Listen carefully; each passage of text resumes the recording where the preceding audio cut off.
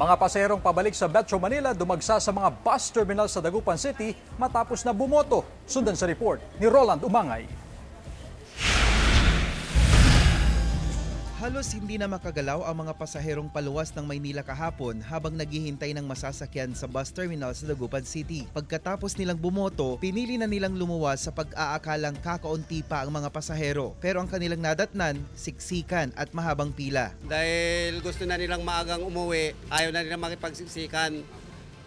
Ngayon, sumubra yung dami ng paseros dahil bukas may pasukan na. Kanina, pasado alas 5 ng umaga, mayroon pa ring pila ng mga pasahero. Mahigit 3 oras daw sila naghintay sa kalsada bilang chance passengers. Kaya lumipat sila sa terminal, nagbabaka sakaling may masasakyan pa. Anong oras ba dapat yung biyahe nyo kanina?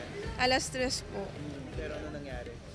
Wala pong dumadating sir, punuan ng na dumadaan. Nakipagsiksikan na rin itong si Lovely sa pila para makasakay agad sa bus na biyaheng Cubao. Problema ng karamihan, late na raw sila sa kanilang mga trabaho. Ayon sa pamunuan ng bus terminal, epekto pa rin ito ng kakulangan ng mga bumabiyaheng bus papuntang Metro Manila. Pagod na rin nung nakaraang pauwi dito, galing Cubao, Pasay.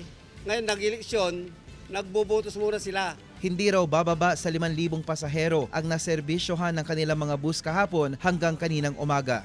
Kasama si Jing Dakanay, Roland Umangay, One North, Central Luzon.